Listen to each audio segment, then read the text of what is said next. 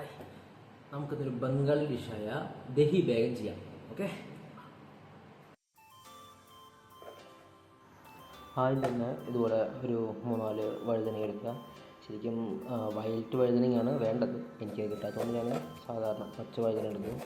അതിനെ റൗണ്ടിൽ നല്ല വൃത്തിക്ക് വെട്ടിയെടുത്ത് കഴുകിയെടുക്കുക.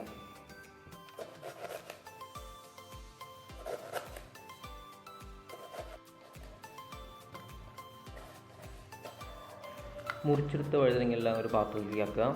ഇനി നമുക്ക് മസാല ചേർക്കാം. കുറച്ച് മഞ്ഞൾപ്പൊടി, പിന്നെ നമുക്ക് 2 ടീസ്പൂൺ മുളക് പൊടി ചേർക്കാം. അതിനുശേഷം ആവശ്യത്തിന് ഉപ്പിടുക.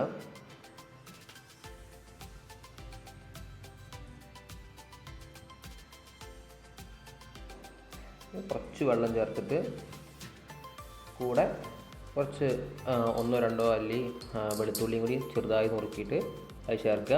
എന്നിട്ട് നന്നായിട്ട് മിക്സ് ചെയ്യുക.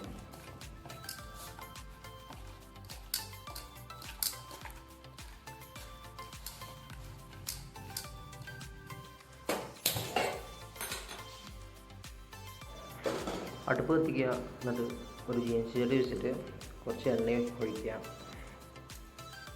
പിന്നെ നമ്മൾ നേരത്തെ മിക്സ് ചെയ്ത് വെച്ച വഴുതനങ്ങയിൽ 2-3 കറിവേപ്പില കൂടി ആഡ് ചെയ്യുന്നുണ്ട് ഫ്ലേവറിന് വേണ്ടിയിട്ട്. എന്നിട്ട് എണ്ണ ചൂടായി വരുമ്പോൾ നമ്മൾ മീനൊക്കെ വറുത്തെടുക്കില്ലേ, അതുപോലെ ഇത് നന്നായിട്ട് 2 സൈഡും പൊരിച്ചെടുക്കുക.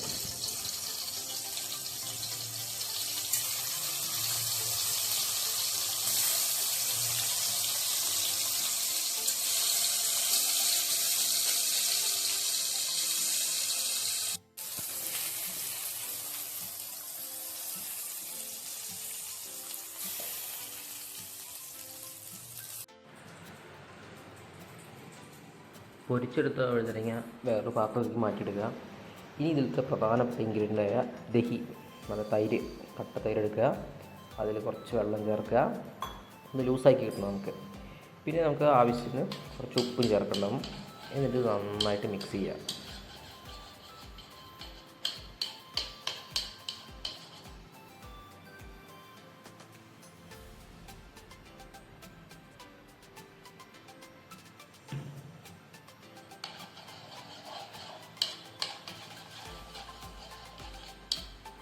തൈര് സെറ്റായിട്ട് വരുമ്പോൾ നമ്മൾ നേരത്തെ വറുത്തെടുത്ത വഴുതനങ്ങ ഈ തൈരിലേക്ക് ഇട്ടിട്ട് നന്നായിട്ട് മിക്സ് ചെയ്യുക.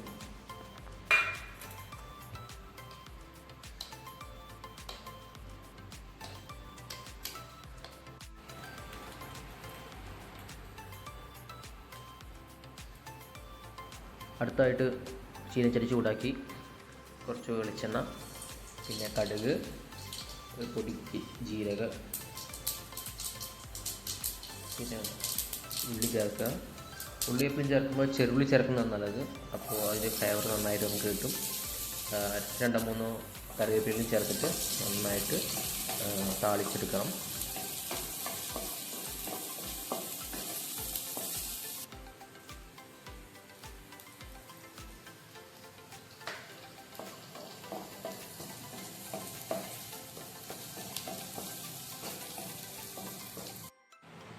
താളിച്ചെടുത്ത് നേരെ ആ ദഹി ബേഗനിലേക്ക് ചേർക്കുക.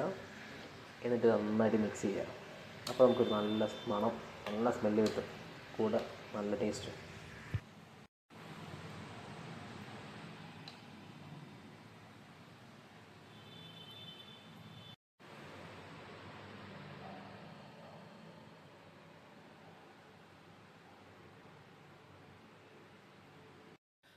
അപ്പോൾ നമ്മൾ ദഹി ബേഗൻ ഉണ്ടാക്കി ചോറ് കൂട്ടി പടയ്ക്കുക.